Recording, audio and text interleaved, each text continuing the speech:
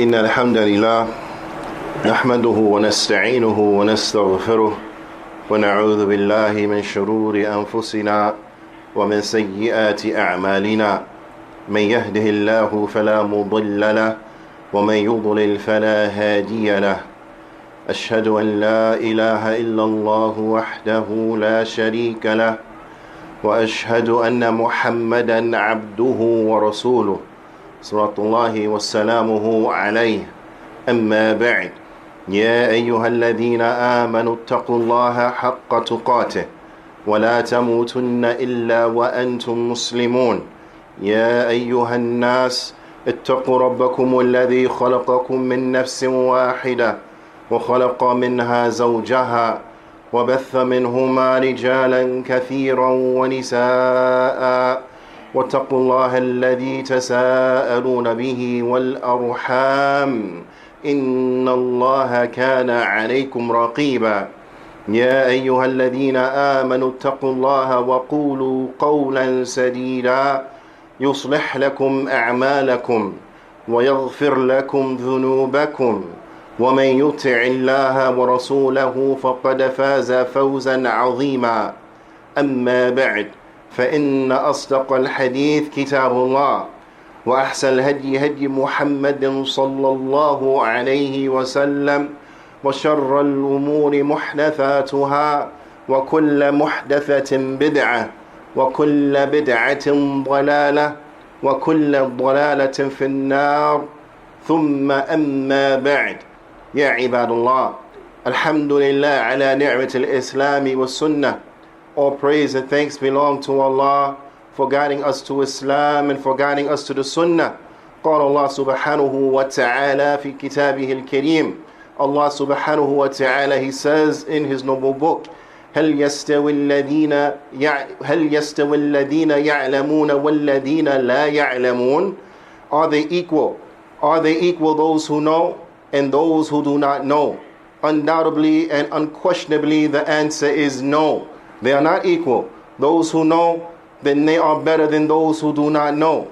There is not a single one from amongst us except that when it comes to anything, and if we had a choice between that which is good and that which is better, then we would choose that which is better.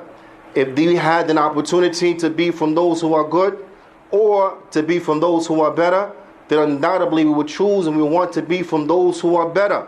So with this being the case, when we reflect on the likes of this ayah, then we see that the superiority of those who are the carriers of knowledge, of those who are the people of knowledge, then it is clear, which shows us that why is such a difference between this one and between that one. Bila shak wa bila rayb, it is due to the knowledge in which that they have, the knowledge in which they have acquired and that which they live by. This is why those who know, they are better than those who don't know. So it is incumbent, it is upon us that we reflect upon this and that we eternalize the likes of this and that we strive. And that we strive to be from those who are better because we have an opportunity and it is at our fingertips. So with this being the case and with us acknowledging this, then the question comes, why are we complacent and why are we content to be willfully ignorant? We live in a time that knowledge has been made easy for us to acquire and to attain. We have it at our fingertips, yet we find that we are content with being willfully ignorant. Imam Sa'di, rahimahullah ta'ala, he mentions, and others from the ulama, they mention,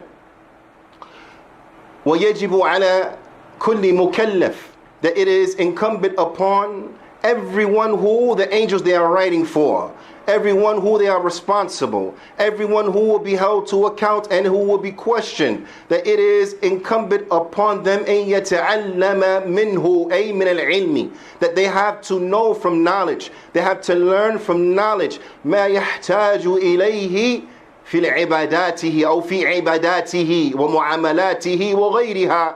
وقال النبي صلى الله عليه وسلم من يرد الله به خيرا يفقهه في الدين. He said that it is incumbent upon everyone who is responsible, who the angels they are writing for, that they learn from it. Meaning they learn from knowledge. They learn from knowledge that which they need to establish what? To establish their acts of worship. So that which they need as relates to worship, they have to learn, they have to know.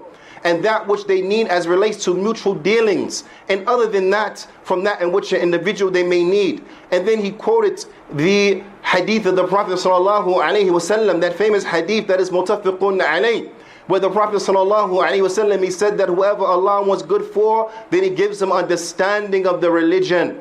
Whoever Allah was good for, he gives him understanding of the religion. And the ulama, they point out that we understand from this hadith intrinsically the opposite of it. مَنْ لَا يُرِدِ اللَّهُ بِهِ خَيْرًا لَا يُفَقِّهُ فِي الدِّينِ. That the one who Allah does not want good for, that he does not give them understanding of the religion.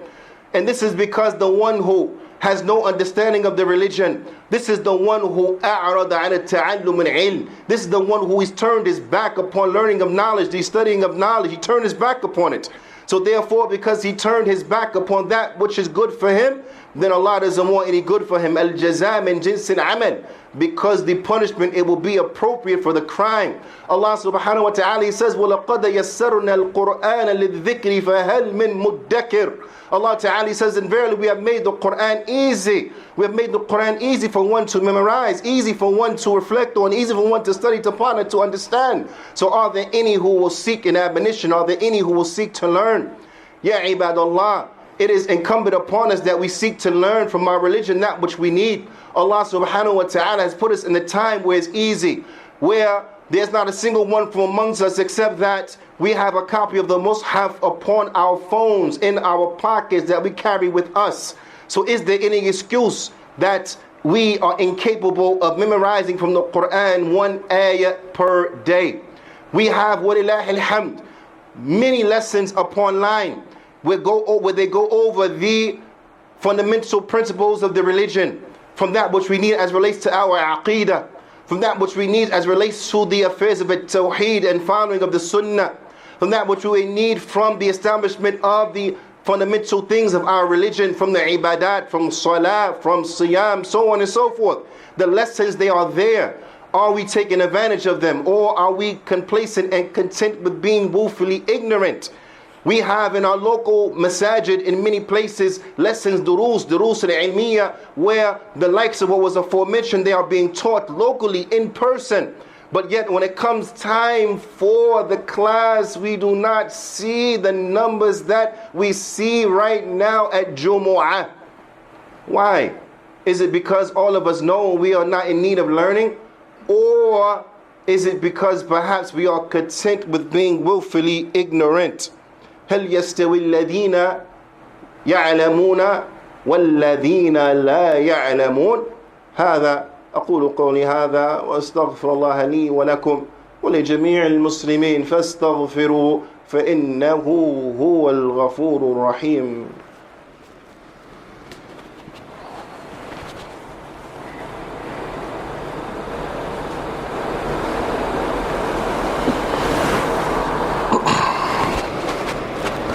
بسم الله والحمد لله والصلاة والسلام على رسول الله نبينا محمد وعلى آله وصحبه أجمعين ومن تمسك بسنته إلى يوم الدين ثم أما بعد.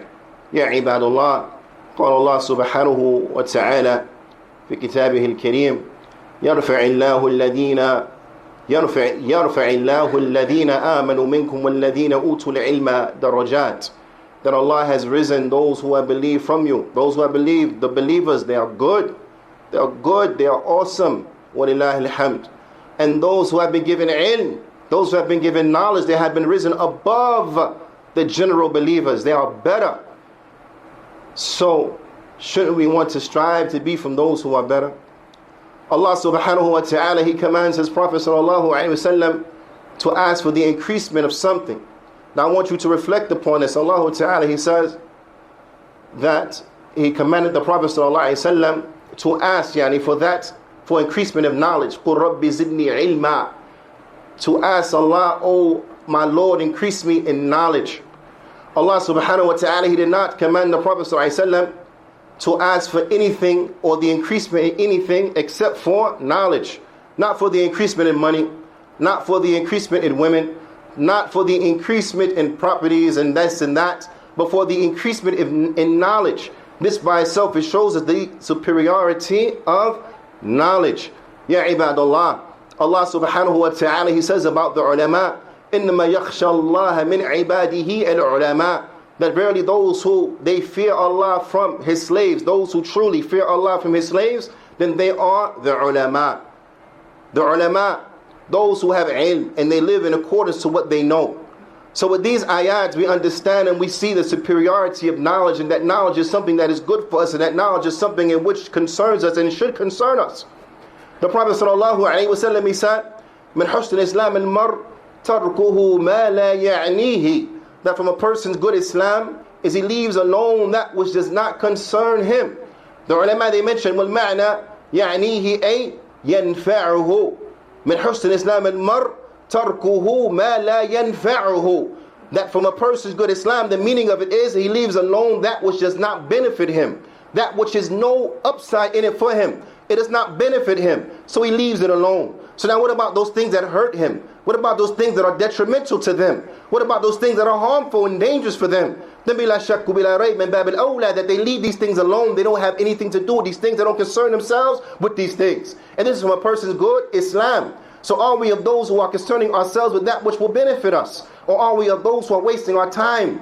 Are we of those who utilize our cell phones to benefit from and to read books upon them about the deen, to listen to lectures about the deen, to listen to the Quran, to read the Quran, so on and so forth? Or are we from those who spend many of our hours searching and scrolling through the likes of Instagram, or through the likes of TikTok, or through the likes of Facebook, and through the likes of YouTube, and looking at things that do not benefit us, but rather will harm us?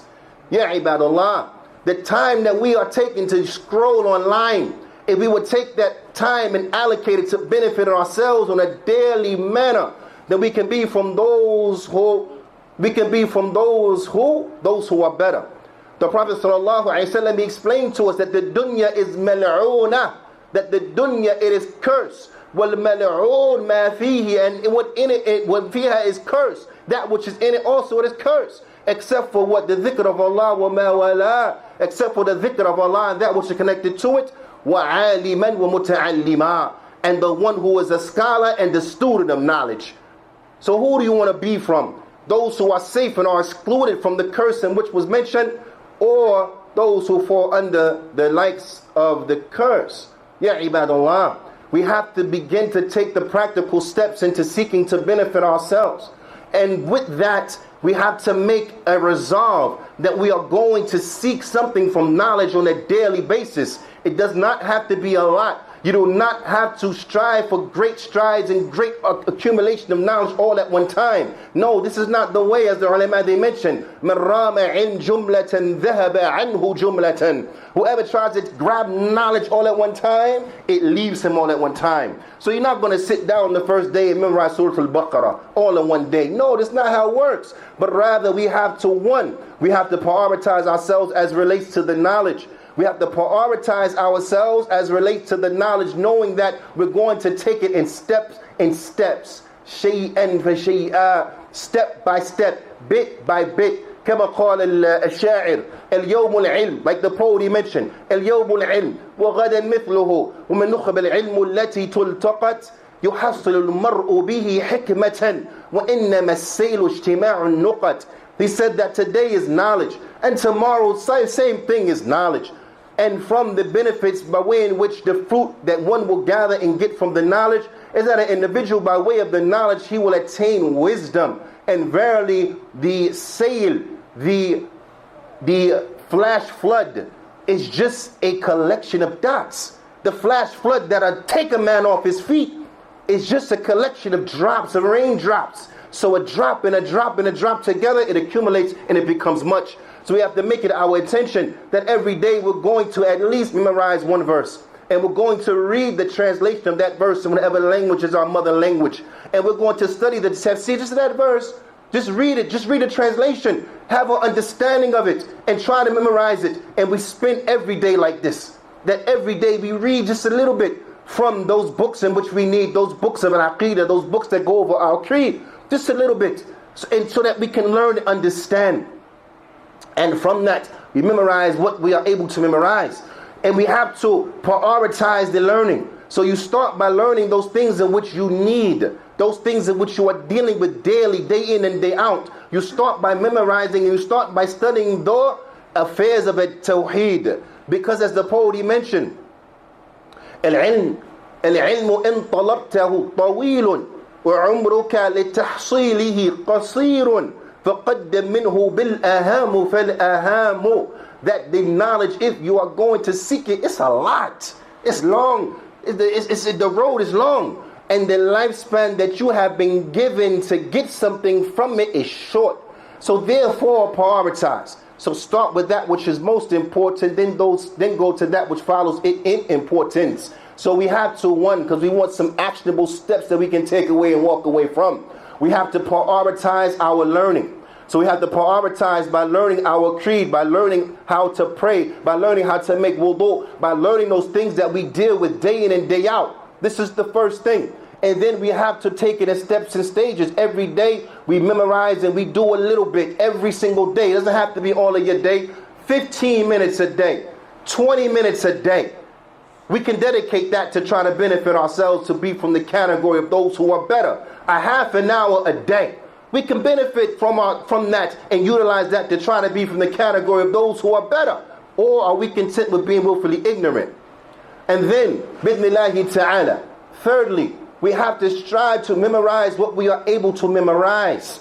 Understanding and knowing that it is just a means. It is not a goal within itself, but the goal is to implement the knowledge, to understand it properly and to implement it. But what will help us is that we memorize from it so that we have it with us wherever we may go. Na'am. So the ulama, they mention that the acquiring of knowledge and the memorization of knowledge is something that is obligatory, meaning something that is on us to do if we truly want to benefit. Now, so with that being the case, ya ibadallah, we have to strive to put forth those efforts as best we can so that we may benefit bidnillahi ta'ala. Because being willfully ignorant, it is not sufficient. It is not going to work. It does not work for us. It should never work for us. Because given what was aforementioned, given the ease of information that is at our fingertips, do you truly believe that you will have an excuse for saying, oh, I didn't know about something in which you had to know, knowing that you had the opportunity of learning it, but you just didn't strive to do it? Now, so it is incumbent that we start to take these things serious. And that which we can use as a litmus test, as they say, is that we begin to take these steps to prioritize. That we begin to take these steps to take things little by little. And we begin to memorize what we are able to memorize, bidnillahi ta'ala. And that we surround ourselves with people who are like-minded, people who are of this type, so that we may truly benefit from the little bit of time that we have here on earth. Or are we content with being willfully ignorant? Aqimus salat.